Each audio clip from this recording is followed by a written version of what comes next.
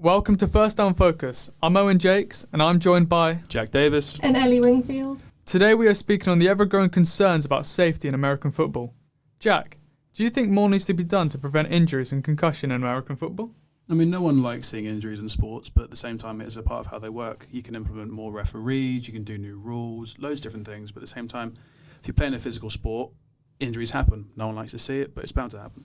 Players know what they're getting into when they kind of get into sports like this, and I spoke to two of the Northants Knights players, Mike and Arden, about what they thought in terms of concussions and safety in the sport.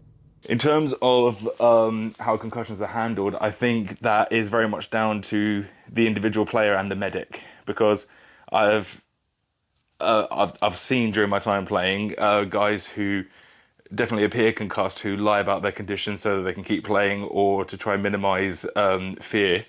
But then obviously if you have a medic who's not particularly confident in diagnosing concussions and was to let a player continue playing, then they would potentially end up with a bigger head injury. So I'd like to say they're handled properly even in the amateur leagues like BAFA and as high up as the NFL, but I think it's down to the player being honest about how hurt they are and how well the medic diagnoses the concussion. So recently there's been the Guardian cap implementation as well, so if you opted to wear the extra head protection, then you obviously have that option. I mean, I have to speak from a lineman position. Like what I've noticed with the Guardian cap is where they obviously slot over the top of a player's helmet. They will offer the extra layer of protection. Like they're heavily padded and they are going to offer extra protection. But I do find that because they are sitting on top of the helmet but not properly secured, if they look ugly, grabbed around the helmet like a lineman typically is, the Guardian cap will move and potentially get in front of their eyes, and therefore then you have no vision when you're trying to block or trying to avoid an offensive lineman blocking you. For a position like a quarterback, I mean, like you're mentioning repeated concussions. Like you look at the guy from the quarterback from the Dolphins, Tua Tagovailoa. He is probably the leading risk right now in concussions and possibly the player who should be most using a Guardian cap, but it's all down to player preference. I can see why he would prefer to not wear them because they are reported by some players as cumbersome and that they add extra weight to the head. And as I say, if they were to be pulled in front of your eyes, then of course you have no vision when you're trying to play. But in terms of longevity and protecting your mental health, I can see the pros and cons for them. Like the risk of concussion is always something in this game, so that's always worthwhile. I know that the Guardian caps are being used by our academy. I'm not too sure if our senior team will use them. And football is very much a game of aesthetics do play a part. I do think he holds a good point, but at the same time, you can't really base safety on how you look in a sport. For example, there are many sports out there where you can not necessarily look fashionable, but also protecting a life. I understand the Guardian cap isn't a great thing to wear. It doesn't look necessarily professional. But if the guys in the NFL wear it to protect themselves, I think everyone at every level should protect themselves, because no matter how you play professional in America or you're playing once a week, once every 2 weeks, you still don't want a concussion. You want to play as long as you can and enjoy the sport for what it is. I think the argument that Mike made, though, about the fact that it can impede plays because it can block vision, it can become more of a hazard than a help as well. I think it's an argument worth having, but I do think it needs to be implemented at more levels, like you said. I mean, maybe if you've been playing for...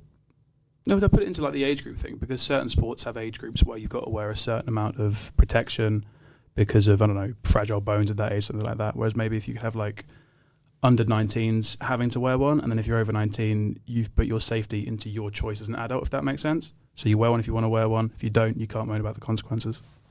I think currently in the NFL, they've implemented certain positions have to wear them during training, but they're not required during games. And as the lad said a minute ago, like the Knights Academy are now making players wear them during trainings, but I don't know if they're also going to be implemented during games for the academy, but it's not being implemented at all in the seniors. But it also raises the issue with, if the top teams weren't doing it, would we even be talking about it now? Because of course you've got the younger players playing the sport will look up to the guys in the NFL and college level, but it shouldn't necessarily be about, oh, I want to look like him or be like him. It should be, I want to remain safe playing the sport that I love, which is where the bit of conflict comes in. I do think more can be done at a youth level, and I did also speak to Mike and Arden about what they thought when it comes to grassroots and youth academies. Within a sport so physical and so violent, especially younger children, they listen to elders and they listen to people who are more capable than they are. And at that stage, that's the best way of preparing our youth to play a sport such as this. Younger people, we have the ability to let them know, okay, when in your early teens, while your body's still developing, you'll be capable of doing this and this, you'll recover really fast. But as you get into your later 20s, you won't be able to recover as much. You'll need to stretch a lot more. You need to be more present about what you're eating. And that kind of like influence is missing from the game, I feel. Well, I mean, I can't speak too much for youth players because I, as I say, I'm 32 now. I've been playing for 6 seasons, so I joined as an older man. But I have been watching our academy train just on the field over us during my times playing, and that their coaches are just as clued up as ours in terms of experience in the game and how to train correctly. So for young players, I would say when you are starting out fresh, if you're joining an under-16 squad or an under-19 squad, listen to the coaches very, very closely because their techniques will teach you the best ways to perform all these actions with the lowest risk to your body. And also, while you're younger, you're more likely to bounce back from injuries quickly. So you can learn the techniques at a time where your body will bounce back quickly. You can learn how to play the game with aggression, but also as safely as possible. So come the time you're playing adult contact, where the game is quicker, the hits are harder, you're more prepared for it. I think you could argue in a sport which is such, physically demanding, whether you're playing, like I said, high level or low level, if you don't start at a young age, could that hinder you when growing up? Because if you learn to take a tackle when you're a lot younger, you get used to it. The fear's not really there. You're used to getting tackled. You're used to the maybe pain that comes with it.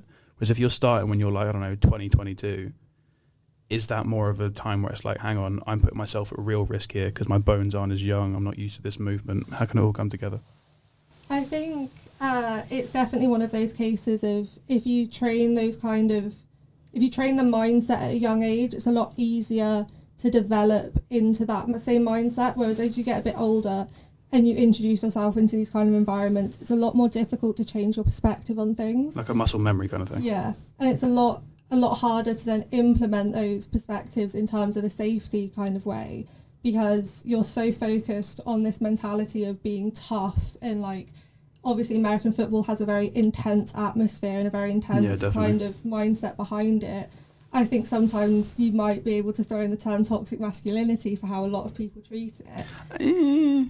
I think that's touching a very grey area, because with all sports there's going to be aggression, there's going to be testosterone, no matter what spectrum you're on, it's going to go crazy. But I think the toxic masculinity comes in the place of like that idea of playing through injury and like not letting yourself recover because you don't want to be seen as weak, not wearing a guardian cap because you don't want to be seen as weak, not wearing like certain knee braces or joint braces because you don't want to have people target you in that way. I do hear that, from a woke perspective, I do understand that. But at the same time, I do think that it's difficult, because as a sportsman myself playing a physical sport, I don't think it's necessarily about, I want to seem tough, I want to do this.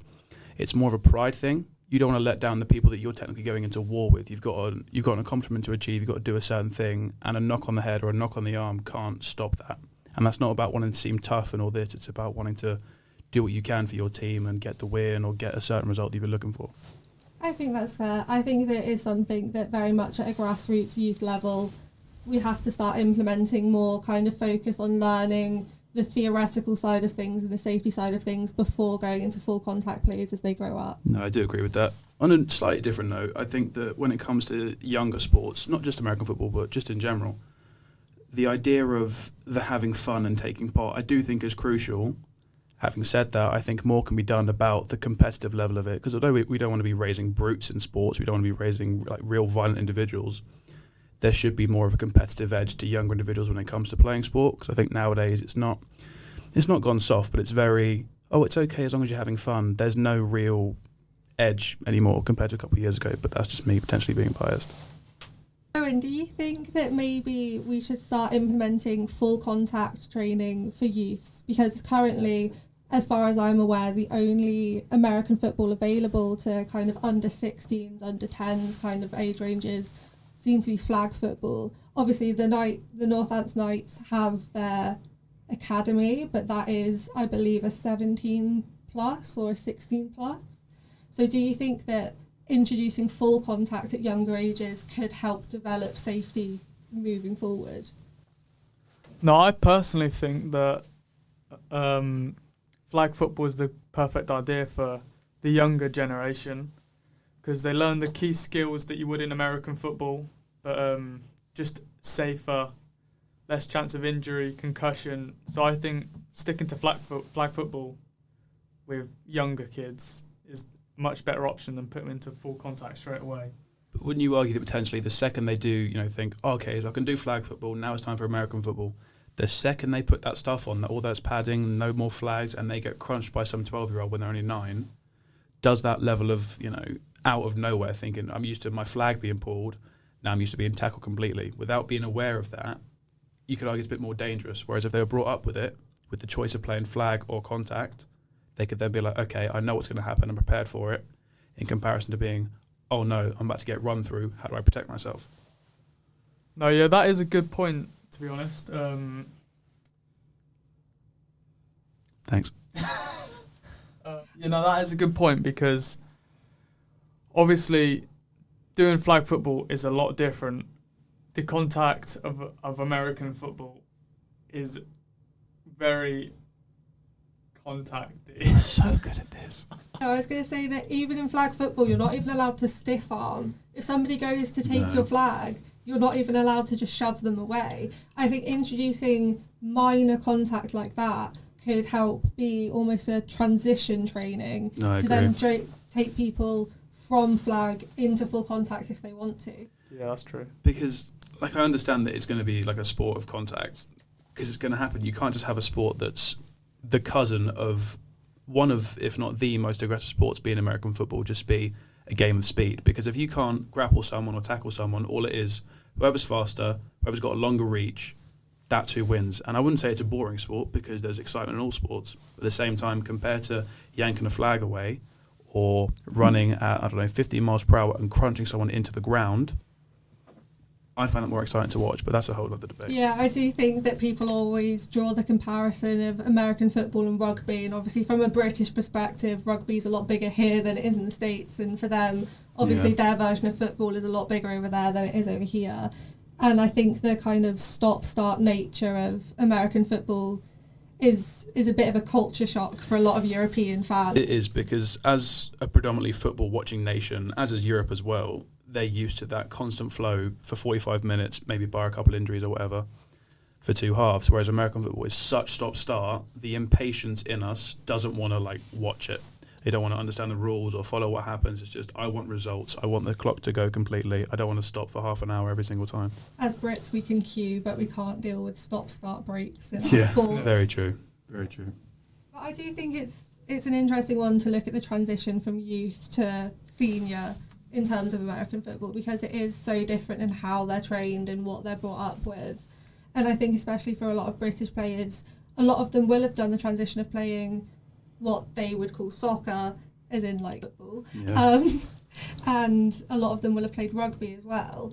And so kind of making that transition when they're a bit older from a lot more kind of widely accepted sports in this country to then playing American football, those rule changes, the changes in the aggression as well in that, and what you are and aren't allowed to do, I think also plays a big part in it. So if we can widen the span of junior and youth teams and how they're trained and how they play, I think that would also improve safety, because we wouldn't have so many players getting into it with rugby and football mindsets as well. Yeah, definitely. Well, that's all we've got time for today at First Down Focus. Thank you for joining us, and please tune in next week for our next episode.